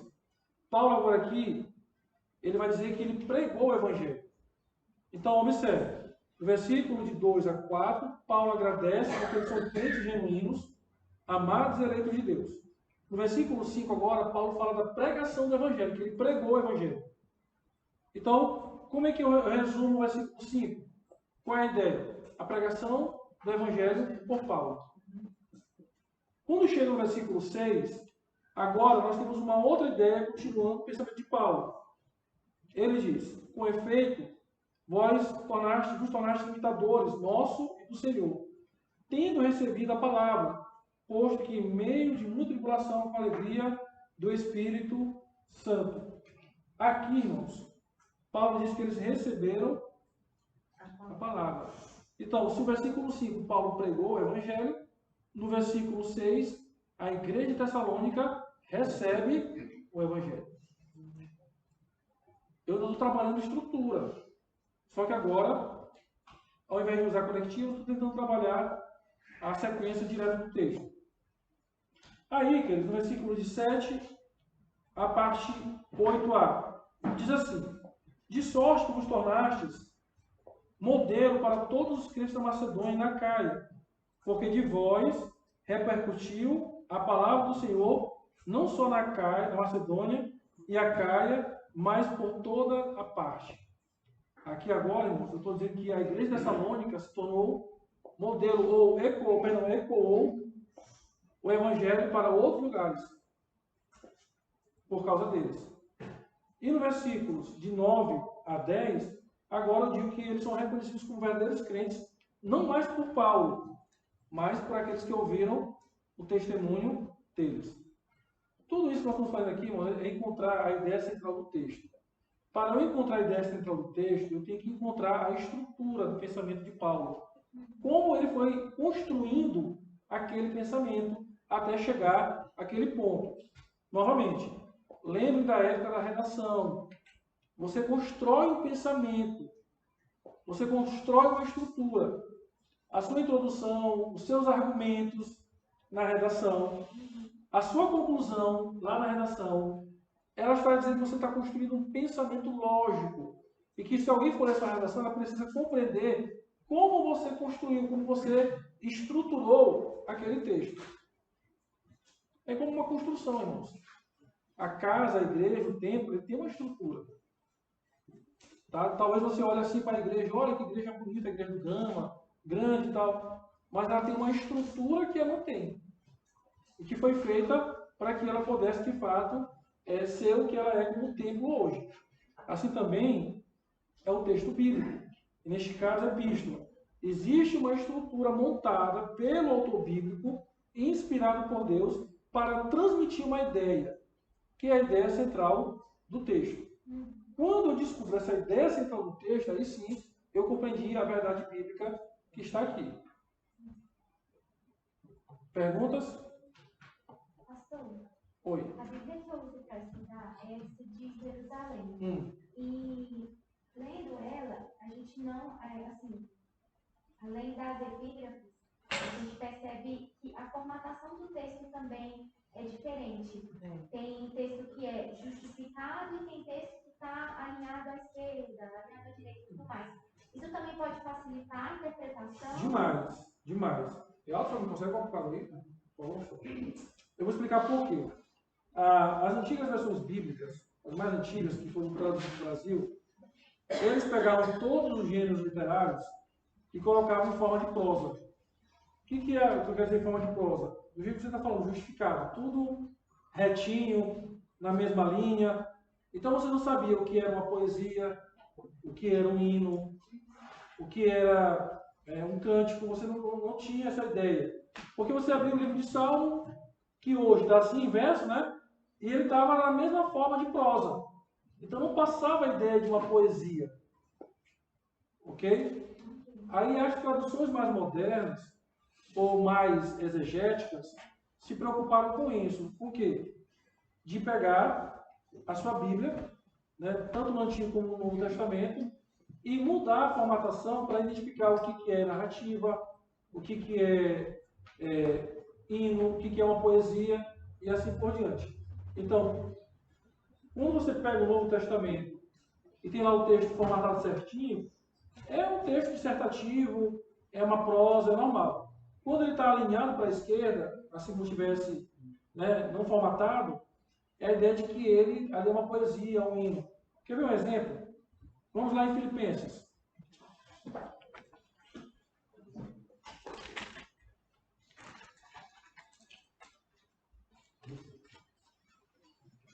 Capítulo 2.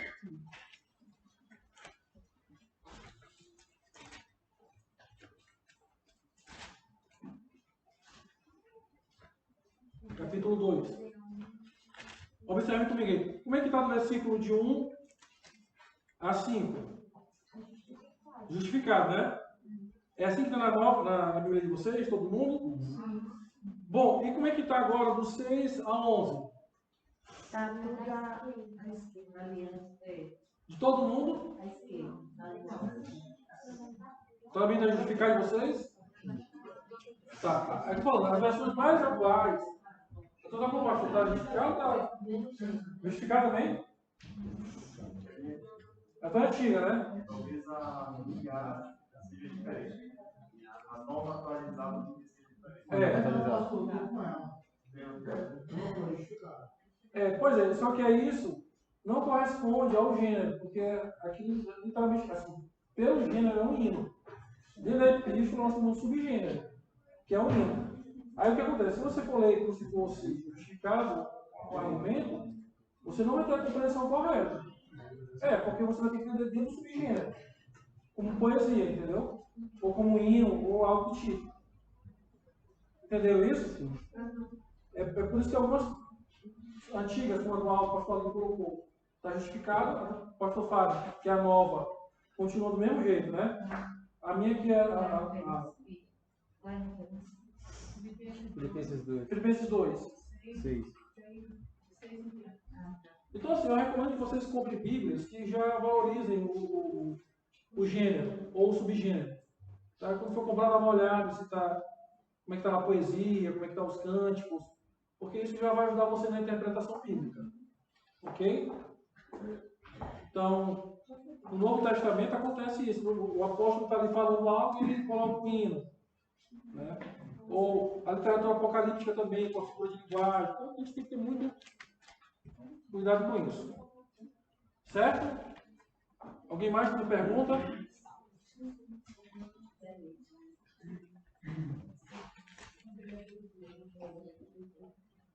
Vamos lá, gente. Então, e aqui no final ele termina dizendo que essa igreja agora, ela é reconhecida como verdadeira, ela é reconhecida por ser uma igreja verdadeira. Quem reconhece isso? Os outros. Então Paulo agradece a igreja por tudo isso, e aqui agora tem uma unidade de pensamento. Vamos lá, e qual seria a ideia central do texto? Resumam para mim, o que seria essa ideia central? De tudo. De tudo. De tudo, né? Gratidão de Paulo? Vamos lá. Não. Gratidão, assim. Lembra que a gente falou aqui para vocês, ó, que eles são reconhecidos crentes genuínos, né? Que eles foram alcançados, que Paulo pregou o Evangelho, né? E eles receberam e transformaram pelo Evangelho. Agora tentem somar tudo isso aí para encontrar a ideia central. Cristãos genuínos, quando recebem o Evangelho, são transformados e são reconhecidos. Fala um pouquinho mais alto, tira a máscara aí. Cristãos genuínos, quando recebem o Evangelho, são transformados por ele, é uma consequência, são transformados por ele, e as outras pessoas reconhecem isso. Vamos tirar agora só o termo cristão e vamos botar o termo igreja. Igreja. Pronto. Uma igreja genuína. Essa é a ideia central do texto. Se eu consigo extrair a ideia central do texto, agora eu entendi o texto. Novamente, qual é o nosso hábito? É ler versículo por versículo, sem querer juntar as partes, e entender o que de fato o autor bíblico está dizendo. Meus irmãos, a próxima vez que vocês lerem uma epístola, leiam assim, onde começa e termina, e tentem identificar a estrutura para chegar à ideia central. É isso que vocês vão caminhar para compreender o texto que foi escrito como carta. Quer uma coisa? A gente tem uma certa dificuldade de compreensão. Lá no seminário, às vezes quando começaram com a aula com os alunos, por favor, não se escandalizem. Tá? Perguntando se eles já tinham escutado a música O Papa é Pop. Vinha de Havaí, né? Tinha aluno que queria sair correndo. Eu disse, não, calma, é só um exemplo, peraí. Aí disse que o Papa levou um tiro a queima-roupa. Aí eu dizia, vamos interpretar a música. Vamos tentar entender o que essa música quer dizer. Isso eu estava falando de aula de hermenêutica, mas assim, é só para vocês entenderem como é que a gente não consegue entender o texto e nem a música. Eu disse, bom, quem é esse Papa? Logo na cabeça dele vinha o Papa João Paulo, que levou um tiro também. Mas, na verdade, o autor da música ele não está falando do Papa João Paulo. Ele está falando de John Lennon, o Papa do rock, que levou um tiro a queima-roupa. A grande questão é que a gente não quer compreender de fato o que está se dizendo. A gente vai logo pegando, talvez, o que nós temos e as primeiras impressões. E isso pode nos levar a compreender de maneira equivocada o texto bíblico. Ok? Então, da mesma forma acontece com a epístola. Geralmente a gente quer levar para a epístola o que nós já pensamos sobre a igreja, sobre a eleição, sobre o evangelho, e queremos que o texto bíblico diga isso. Não, irmãos, não. Descubram o que o texto bíblico quer dizer. O caminho é inverso. É inverso. Não parte do que nós sabemos, mas parte do que o texto quer dizer. E aí você vai descobrir as palavras, a estrutura e encontrar a ideia central. Como já foi falado aqui, né? É o que as seitas e os fazem, né? Sim. Né? Por exemplo. Os textos isolados para justificar o que eles estão falando para eles, né? É. Aqui não tem ninguém testemunho de Jeová, não, né? Ó. Adventista. Mas por quê? Por exemplo, essas seitas, elas são chamadas de seitas bíblicas. Por que elas são chamadas de seitas bíblicas? Porque tudo que elas dizem, elas tentam extrair da Bíblia. Porém, de maneira equivocada. Então, eles usam a Escritura por interpretar de maneira errada a Escritura, e aí eles criam uma verdade em cima desse texto que eles interpretaram de maneira equivocada. Para justificar as visões, Tudo. eles vão lá e pegam o texto para dizer que validaram. Isso. Então, assim, eles usam de tudo, os TJs, os mormons, os adventistas, todos eles tiram o texto fora do contexto para justificar o que eles defendem e usam a Bíblia. Então, assim, o fato de alguém usar a Bíblia não quer dizer que ele está sendo bíblico. O fato de alguém usar a Bíblia não quer dizer que ele compreendeu o texto de maneira correta. Ó, pasme, uma vez, quando eu estava plantando uma igreja, lá em São Luís, aí estava assim, eu e minha esposa lavando o salão para receber os clientes mais tarde, né? Era só a gente e alguns irmãos. E a gente ligou a rádio, né, para ouvir uma música e começamos a ouvir uma pregação. E eu comecei a ouvir aquela pregação e disse, tem alguma coisa errada aqui nessa pregação. E aí foi, então, tá tudo errado aí, não tá certo isso aí. E no final, era um programa de uma rádio espírita, é sério, que estava usando a Bíblia. E aí, eles usam vários textos bíblicos. Um crente que não consegue interpretar corretamente é cativado na hora com uma pregação dessa. Mas o que? Ele usou a Bíblia, ele citou versículos bíblicos. Então, o fato de alguém citar um texto bíblico, um versículo bíblico, não quer dizer que ele está interpretando de maneira correta. Entenderam isso? Então, assim, a gente precisa ter muito cuidado, até para que nós não caiamos no erro. E como perguntou a irmã aqui, se nós vamos seguir este passo de interpretação, dificilmente nós iremos cair em algo que é totalmente contrário do que a Escritura está dizendo. Pastor, isso acontece também com livros, né? Uhum. O autor ele vem fechando mais ele, aí usa um texto bíblico e na verdade lá na Bíblia não tem nada a ver com o que ele acha. Acontece muito isso. Então, assim, é por isso que os irmãos aqui que estão nesse curso, formação de líderes, que estão buscando conhecimento, que querem estudar, aperfeiçoar, tem que continuar. Esse livro que vocês compraram bem, cadê o livro? Esse aí. Esse livro é excelente. Vocês vão ler e vão ter um conhecimento maravilhoso.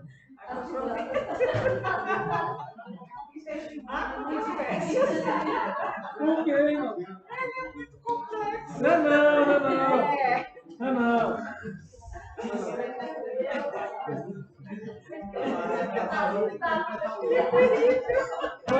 A reação do pessoal que recebeu foi, não, esse aqui é bem mais do mundo do que o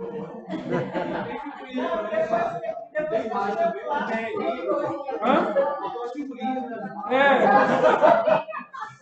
Não, por exemplo, tem uns livros que eu e o Aldo nós usamos, né? Dentro do seminário, que é o Espiral Hermenêutica, que é o Pregando Cristo no Antigo Testamento, que é dessa grossura aqui, ó. Esse é fininho, gente. Sair numa andada de carro aqui em Brasília, vocês leem. Tudo é longe, vocês sentam aí, ó. Bota alguém para dirigir, vocês vão lendo. É rápido, né? Rapidinho, nem vai doer. Não. Quanto mal pensar, olha que bom, viu? Não, mas ele é um bom livro. Assim, porque na verdade, assim, tem a questão que vocês estão aprendendo sobre o assunto. É assim, vocês vão lendo, vão tirando as dúvidas. Quando você chegar em epístola, por exemplo, muito do que o pastor Aldo falou na aula preparatória e do que eu falei aqui, automaticamente vocês vão fazer a conexão.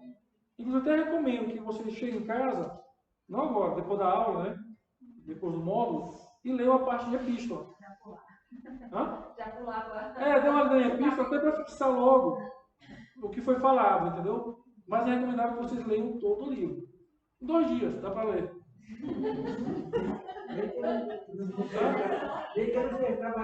Não, dá sim.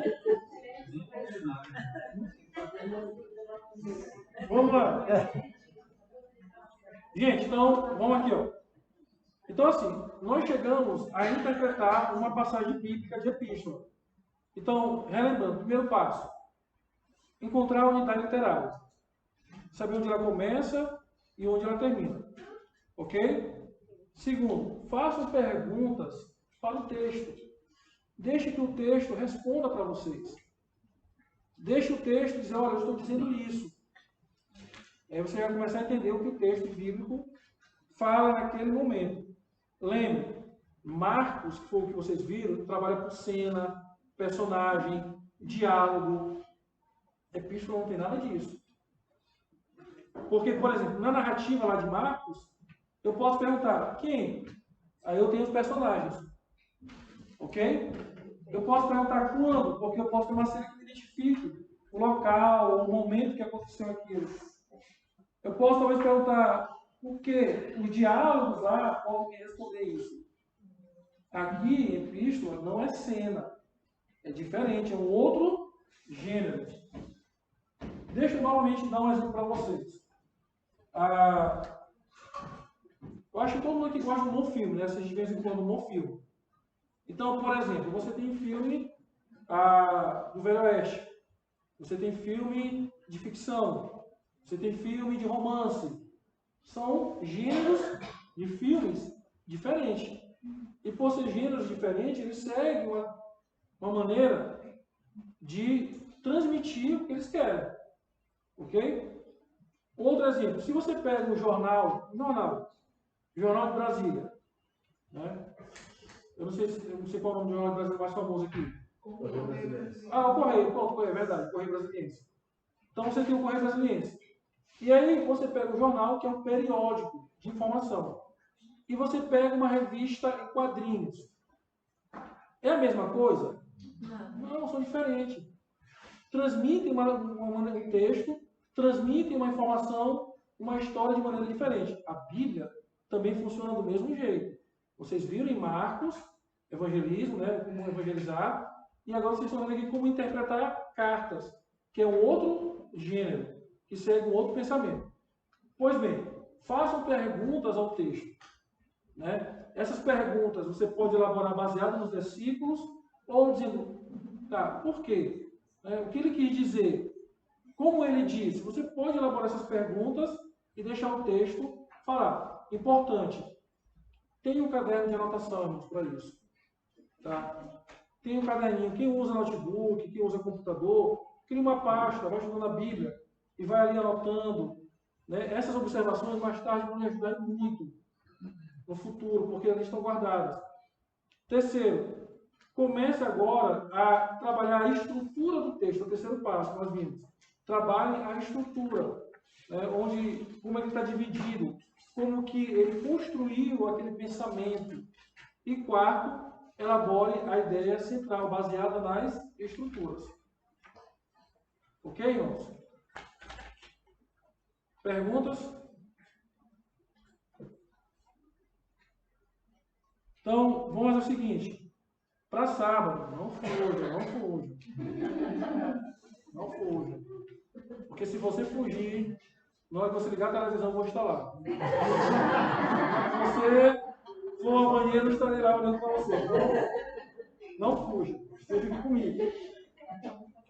Então, ó, esse negócio do casamento, também, se for, não fuja. Não está lá. Olha aqui, irmãos. Vamos trabalhar, então, a segunda unidade, a terceira unidade, que é essa aqui, ó. Foi o que a gente falou, né?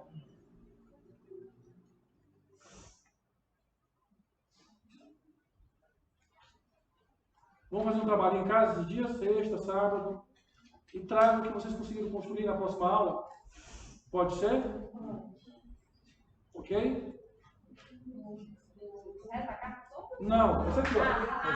Tá? Não, é eu que você. Tá só. Não, se fosse a carta toda, quem ia fugir era eu, entendeu? Não era vocês.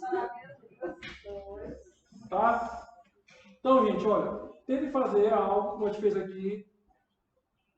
Veja a unidade literária, veja o assunto, façam perguntas ao texto, tentem descobrir a estrutura, façam um resumo de cada parte da estrutura e descubram a ideia central do texto. Ok? Paulo. Pastor, eu posso fazer uma pergunta? Pode. Uma unidade literária, porque a minha Bíblia aqui, ela é nova, ela não diz exatamente qual o título aqui que está disponível no texto.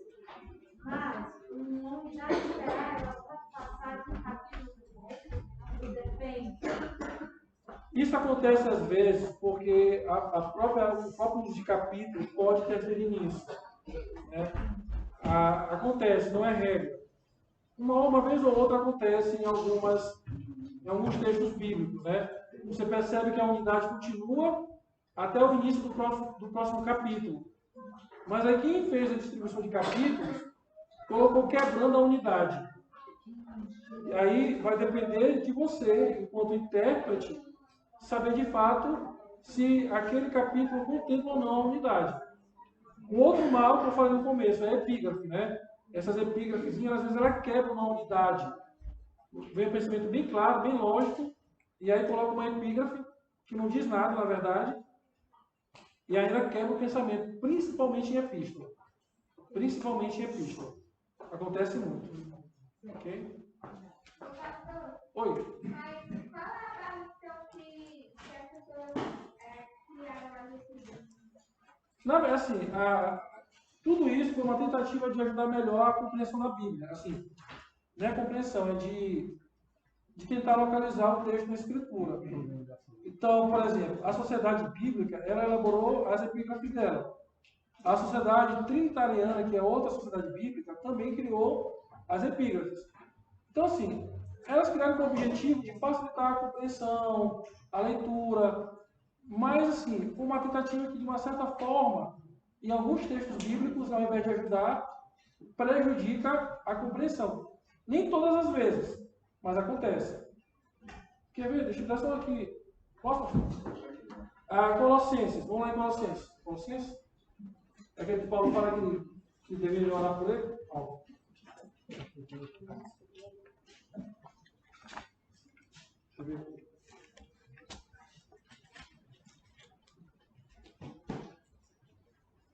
Alguém lê aqui agora aí, por favor.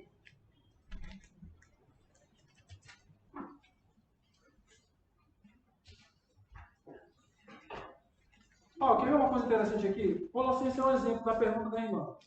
Sim. Leia no capítulo 3, minha irmã, Colossenses. Sim.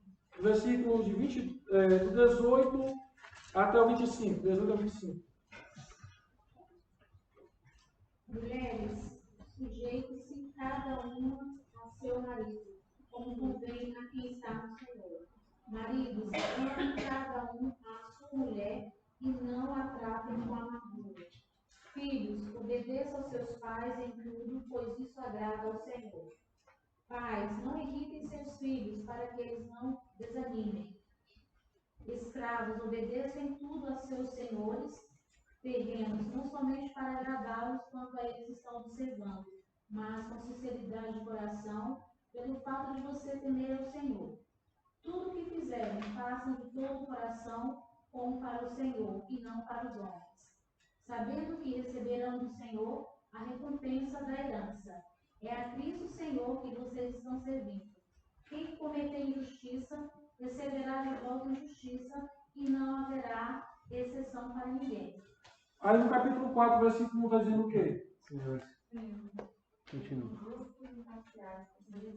Mas observe, Paulo vem falando dos relacionamentos. Esposos, maridos, filhos, pais, servos. Aí quando chega no capítulo 4, está falando de quem? Continuação do tema.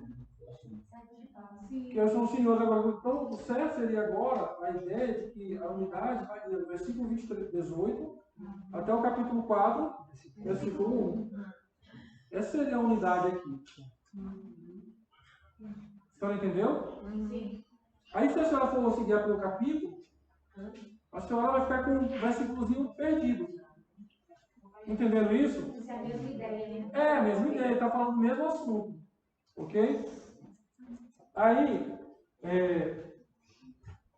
do versículo 2 ao versículo 6. Agora alguém lê aí, capítulo 4. Só vai encerrar aqui, irmãos. 2 a 6. É, de 2 a 6. Perseverai na oração, vigiando com ações de graças. Suplicai ao mesmo tempo também por nós, para que Deus nos abra a porta, a palavra, a fim de falarmos do ministério de Cristo, pelo qual também estou algemado, para que eu o manifeste como devo fazer. Portai-vos com sabedoria. Rapidinho.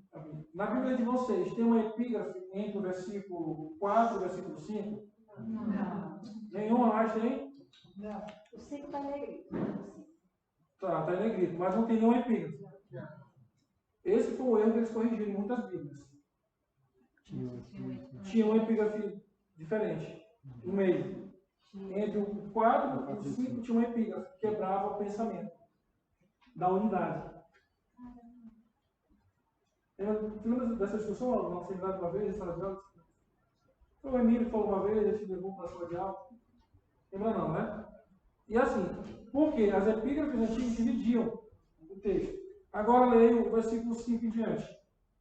Portai-vos com sabedoria para com os que são de fora. Aproveitai as oportunidades. A vossa palavra seja sempre agradável, temperada com sal, para saberes como deveis responder a cada um. E aí lá na epígrafe, lá em cima está incentivo à oração. Na minha está assim. Não está escrito, está portando. A oração é prudência. Oração sabedoria. Na outra está com 6 finais. Outras instruções. A oração e a prudência. E se eu falar você que Paulo está falando de missões aqui? Não, pastor? De missões, pastor. Oi! Ele está pedindo para quê primeiro? Beleza, missões? Aproveitar as oportunidades. E aproveitar as oportunidades é o quê, irmãos? Viver com sabedoria, prudência é o quê? Para o quê? Para pregar, não é não? Agora sim.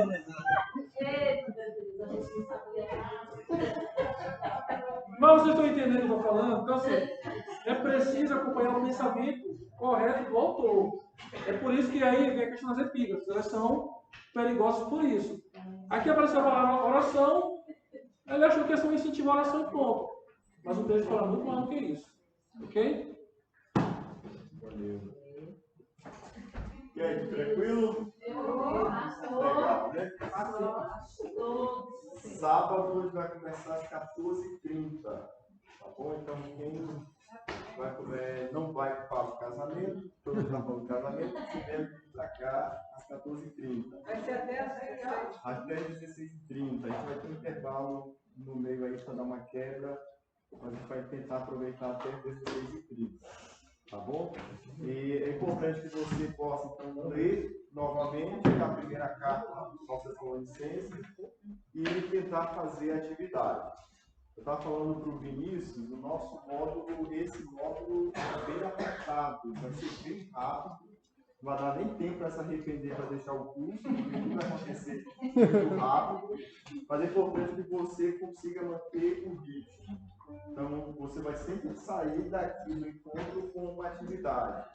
Se você conseguir fazer isso, assistir a uma aula, assistir um vídeo, fazer uma leitura, você vai conseguir manter o ritmo até o final do curso, até o final do módulo, tá bom? Então, que Deus abençoe. Gente, boa noite. Até sábado. Deus abençoe vocês. Pode interromper aqui?